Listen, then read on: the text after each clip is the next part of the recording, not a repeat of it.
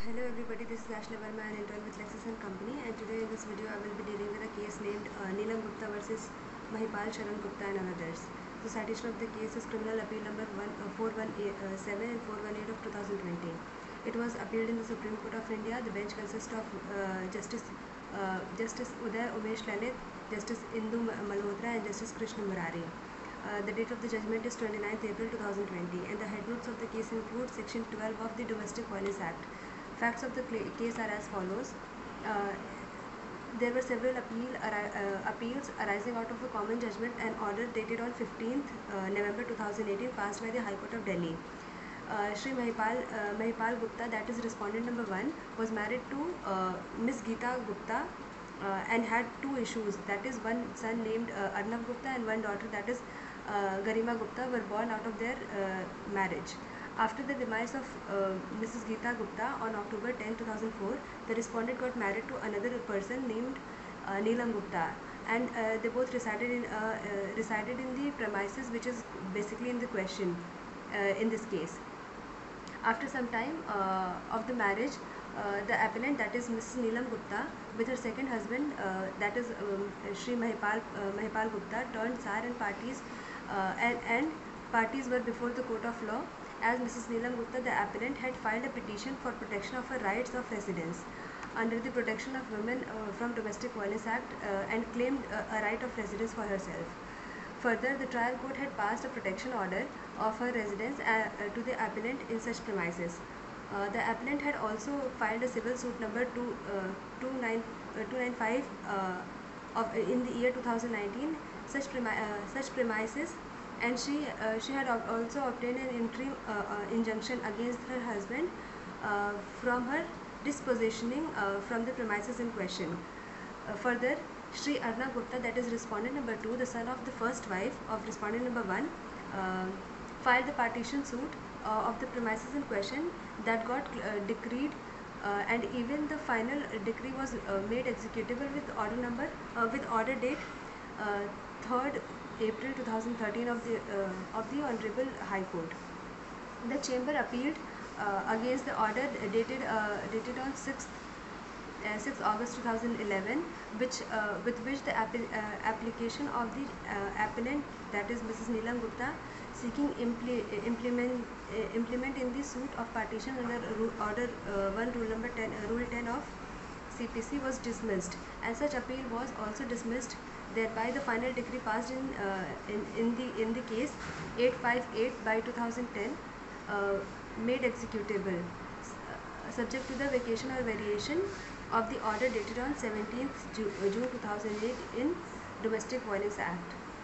Further, the appellant herein had also preferred the RFA OS 96/2013 against the final decree that was also demised within order dated on 19th February 2014, passed by the two judges bench, that is Shri Pradeep Nagrajog and Jayant Nath Justice of they both are the Justice of High Court.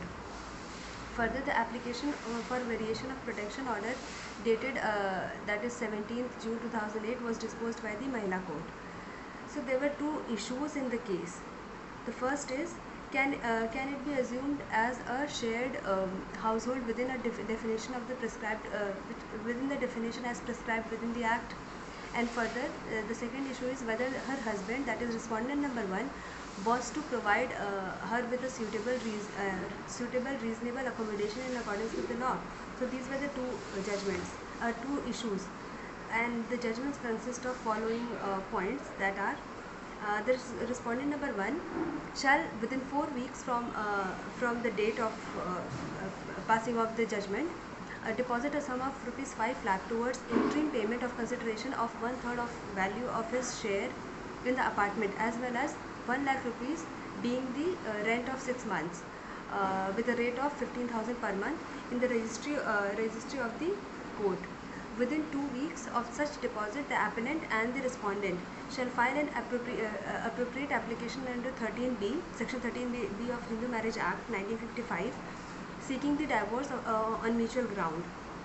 Further, Within 8 weeks of filing such application, the application shall vacate and hand over peaceful possession of apartment to respondent number 1.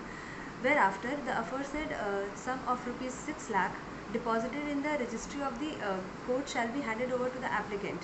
If it will be entirely up to the applicant to relocate herself at any place as she deem appropriate. Further, the respondent number 1 may after cause such minor repair work including painting and everything in the apartment if it is necessary.